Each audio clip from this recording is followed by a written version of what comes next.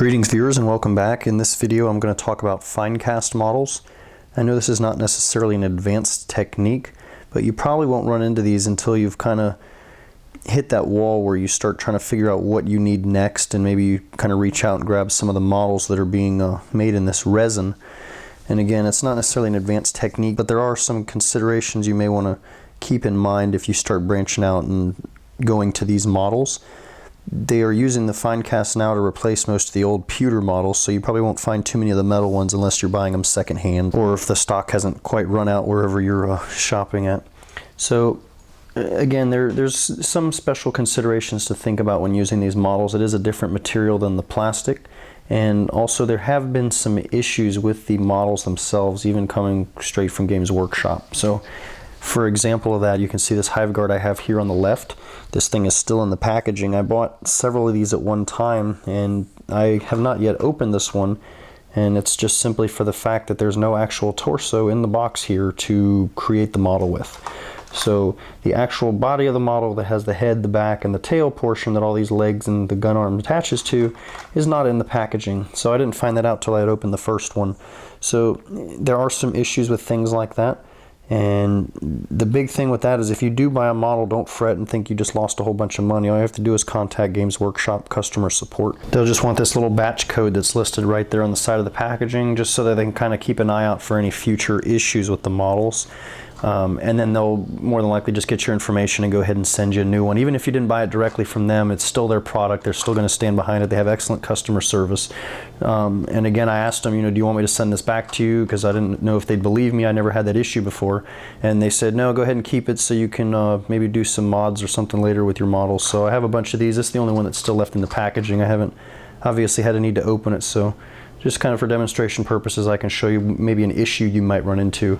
Granted, you're not gonna, if you've never used one of these models before, you probably won't recognize that right away. You'll open it and then find out after the fact, but again, it's easy fix. You just have to wait a little bit of time for a new one to come through. This is one of the main options. You'll see the Finecast coming in is just this little blister pack. The other one, this is one of my biovores that I mentioned previously with the issue with the green stuff leg, and I'll get to that by the end of the video and show you what it looks like actually assembled on the model. This actually came in a white cardboard box. It just says Citadel on the outside. There's no fancy pictures or anything, just a little colorful yellow Citadel logo with the building and a bunch of writing on the side of it. So this is just another option you may see it come with. It has all its bases, everything, just like a plastic model. It's just created with a different material. One of the main considerations you need to keep in mind when messing with Finecast models is that resin is kind of toxic, especially when it becomes airborne with all the little dust. So once you get your clippers and your X-Acto knife out and you start scraping away on it, all that material that comes off is kind of harmful to breathe in. Unfortunately, I didn't know that the first time I started working with one, and I could figure out why I was coughing for 3 days afterwards. And again, this is kind of like, I guess, a little fibrous material, and you inhale it and it doesn't necessarily do great things for you. So if you are going to start working with the Finecast models, what I'd recommend doing is getting some sort of a respirator. There's two different options that I have and I've used for messing with these models. The first one's just a standard little mask with the little straps that go over your head. It has a little one-way valve on here, just so that when you blow out, it's blowing the air out, and it's got a little, basically just a rubber flapper in there. It's not very uncomfortable. I can wear it for a little while working on several of these at a time. It doesn't really cause me a lot of stress or anything. It's not very heavy and it's pretty comfortable. So just something to help keep you from breathing that stuff in. Or another option, if you already do some painting or anything else that has a little particulate matter you have to worry about, is an actual respirator with the separate filters on it. So this is something else that I've used, and I haven't really noticed a difference between the two. I haven't had any issues as far as, again, coughing forever after using the other mask I just showed you and messing with the Finecast. So I don't think that either one of these would cause you a great deal of harm to use, and this thing is a little bit more expensive, and then also the filters do have an expiration on them, so once those run out, that's another fee you have to pay to get new filters. So I just tend to stick with the first one I showed you for the most part. And this one is also kind of heavy, and it gets a little uncomfortable. It's plastic and rubber, and so your face starts sweating, and I don't really wear this for a long time. I might be able to get through one or maybe even two before I've got to take this thing off and take a break. The other one stays pretty comfortable. It's light, it's not heavy or anything, so easier to work with. So just something to keep in mind. So let me readjust the camera real quick, and then I'm going to get into showing you some of the other things about the actual resin Finecast models. All right, so here's the open packaging of the BioVore with the 3 spore mines that come with it. So in here you get the large torso with the gun on it, large base. Just dump this out. Comes with 4 of the slotted bases. You only have 3 spore mines, so you get an extra one to hang on to. These are the 3 spore mines. Oops. And then this is the sprue that has the 2 rear legs and the 2 front legs, and this is kind of what the one looked like that was missing the leg that you saw me create create out of green stuff in the other video. And this would be the leg that I would have cast from it too. So just again, as soon as you open your packaging, and this goes for the plastic models as well, just check to make sure everything's on there, because there are times even with the plastic models that you'll open the box and something will be missing. You won't find that out till you're halfway through the project. You probably threw your box out already, you don't have the batch number. And again, they won't give you a hard time about that, but they like to have it. And again, that kind of helps out other people in the future, so if they can pull those numbers off or figure out what's wrong with that particular machine, they can get the issue fixed, so every single person that buys that model isn't going to end up with a similar issue. So we've got all our parts here. Now, when they make the resin models, they actually use a mold releasing agent, which essentially is exactly what it sounds like. They put essentially think of it like putting PAM or spraying PAM in a pan before you start cooking so your food doesn't stick to it. They do the same thing so that this doesn't stick inside the mold. So when they put the 2 halves together, when they let it go, it's going to come right out. So sometimes the parts will actually be a little shiny. So as you can see on this leg here, it looks almost like it's wet. It's actually not. It's just kind of a little slimy, shiny texture to it. So one of the things you want to do is wash that mold releasing agent off of there. So usually what I'll do is I'll go ahead and get all my stuff clipped out and trimmed up just like you would the plastic models, nothing different. They still come out of a mold, so there will be lines along it. Now the resin is a little, I guess the best word I can think to describe it is crumbly. It's not as solid as the plastic, so you start scraping on it as you get down past the top layer, it kind of again becomes that little fibrous material and the stuff that you don't want to breathe, which I'm not going to do that on camera because you won't really be able to understand me well with the mask on. So sorry again for not doing this hands-on, but it's pretty easy to figure out. I showed you on the plastic, it's going to be done in the same manner. So once you get all your parts cleaned up, typically what I'll do to clean them off is I'll actually take like a little Tupperware container with some warm water. You don't want to use hot water. You'll put warm water in there, and I'll use a little bit of Dawn dish detergent and just let it soak overnight or for a couple hours. I'll pull it out, scrub the pieces down with either an old toothbrush or a scrub brush, and then let them sit out and dry again. I make sure they're 100% dry. I don't want any water getting down into the parts, and then I start painting and it causes some issues. So I may even leave it for a day or 2 and then come back to it and start gluing it together and proceeding just like I would a plastic model. Now, the reason why I say you don't want to use hot water is because the resin can become very pliable. And another issue you may run into with some of the models, if let's say they have a sword or something, the sword may actually be crooked. So instead of a straight blade like it's supposed to be, it kind of bends off to the side, and you don't want to sit there and start torquing on it and then snap the blade off. Again, it is a lot more flexible than the plastic models. So something you can do is you can soak it in get some hot water, like steaming, warm up the part a little bit, and then you can actually work it back into shape. I've heard people heating up salt in a pan on the stove, nothing else in it, just dry salt works too, but it also gets extremely, extremely hot, and it might even have the potential to ruin your model versus just heat it up to the point where you can mess with it. So I would suggest using hot water for that. So again, if you're going to soak it, just use warm water because you don't want it to deform on you.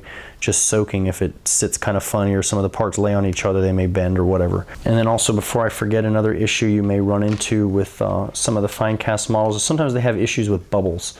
So maybe some particular detail on a model, you go to look at, some Space Marines or something, and the face will actually have a divot in it where the face is supposed to be, but an air bubble somehow got in the resin and now it's ruined. You can also contact GW customer support. I'm going to go ahead and get these cleaned up. All right, so here's all my BioVore pieces soaking in the soapy water, soaked overnight, and obviously the bubbles have disappeared from the water, so I'm going to dump that out, and then I'm just going to kind of start rinsing them and using my little scrub brush here. Usually I'll use a toothbrush, but I can't find the one I normally use, so I'm just going to use it with this instead. Either way, it doesn't really matter. You just want to have something to knock off anything that may be left on the outside of the resin model. And then I got a paper towel here just so I can set everything back down on it to dry. So just be careful when you're dumping out your water. If it's not all the way clear yet, you can't see it to know all your parts are there. You don't want to start dumping small pieces of your models down the drain. So I just dumped out all my water. Got my main body part here, my scrub brush. Just kind of give it a quick rinse in the sink. And then I just start scrubbing away on it just to make sure that I get, again, everything off of the outside of the model. You don't have to sit there and scrub for hours on it. You just want to give it a nice little rub down. See if you can hit as much as possible. Get all those bristles in the little fine areas to, again, remove anything that's going to not essentially let your paint stick, which is the biggest reason for doing this. So if the model still has a bunch of mold releasing agent on there, which is what's used to, again, get it out of the mold, it's not going to let the primer stick to it very well. It may run or not stick in spots that you need it to, so when it comes time to painting it, you may not realize what kind of situation you're in until it's too late, and then you got to go back and start from scratch. So it's easier to just do this real quick first time around. Again, just scrub it for a minute or two, rinse it off, and then go ahead and move right on to the next piece. You do want to be careful because, again, this isn't as sturdy as the plastic models. So for instance, the things with the spore mines here, they just have this little tail holding them on. Very, very flimsy, and if you're rough with it, it'll snap off in a heartbeat, and even gluing it back together is not going to make it quite as sturdy, so you're still going to be in the same boat. So just be careful when you're scrubbing and working with parts like this. So I'm going to go ahead and finish getting this cleaned up, and then I'm going to get to assembling the model. So before I get on with the assembly of the BioVore and showing the finished product with that created green stuff leg, I just wanted to cover one thing that I'm not sure how I forgot and neglected to do it already. I kept mentioning Finecast. There is another set of resin models and accessory parts and add-ons and conversion kits that you can get from another company called Forgeworld, and I've got some of these models here in front of you. The Dreadnought here, this is actually one of the Chaos Nurgle Dreadnoughts. They have a very large selection of them for any of the Space Marine oriented armies out there. They have all kinds of different bodies. This is actually a Forgeworld base as well. It's just a bunch of crushed skulls in there comes with the feet. So it just kind of replaces the feet and then the extra base that you would normally get with the Dreadnought. And then they have their own arms that go with the different models. So as you can see on this one, he's got all kinds of different skulls and chains and pustule bits. He's got his little flag with the skeleton hanging on, and there's little nurglings on him. If you can see that one there, he's kind of like pulling on some of the bones of the skeleton, and it just kind of adds a little bit different character to the models instead of the generic dreadnoughts that you would get. So just a little something extra. And then again, it comes with all the little different arms, which I have magnetized and started painting for this model. Haven't quite finished it yet, but he's on his way.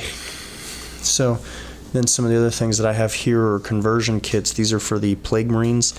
I wasn't really thrilled with the GW kits for the Plague Marines, so I wanted to get a bunch of these, and I've got 2 squads of them already completed and based and everything, and then these are ones just haven't been gotten to yet. So just the you can tell the gray plastic parts, that's the original Space Marine bits that came, or Chaos Space Marine bits that came in the box.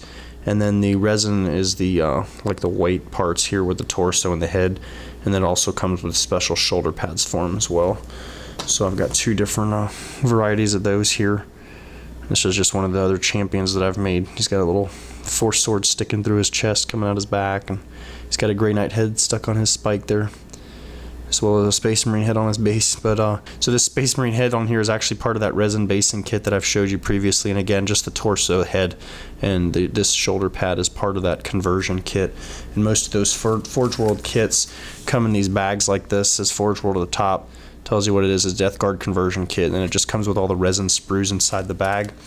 And then I've also got the Terminator conversion kits. These guys all have their arms magnetized because I've got quite a few different Terminator options, but again, this is just, you can tell which ones are the resin parts because it's kind of the white color, and then the dark gray plastic is just the regular bits.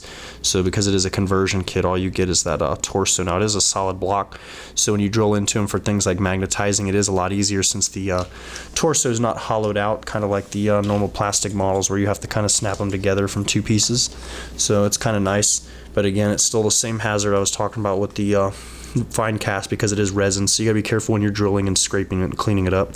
So they usually just put a little bit more detail and effects on there. They are a little bit more expensive, Sometimes when you order these parts online, depending on who you're getting them through, you're paying the price in British pounds, and then they've got an extra cost on there for the conversion into American currency. If you're here in the US or whatever other country they may need to convert the currency to, it may cost you an extra fee to do that. So again, this is the one for the Terminator conversion kit. Same bags as Forgeworld. There's their website on there if you want to go visit it. Maybe I'll probably put a link to their website below just so you can check them out. And then just another one for the Dreadnought. It says the Chaos Dreadnought Nurgle, and then all the Death Guard Chain Fist and other parts that came with that. So just a lot bigger bag than the smaller conversion kits came in. So what I'm going to go ahead and do now is I'm going to assemble the Biovore that I've got here. So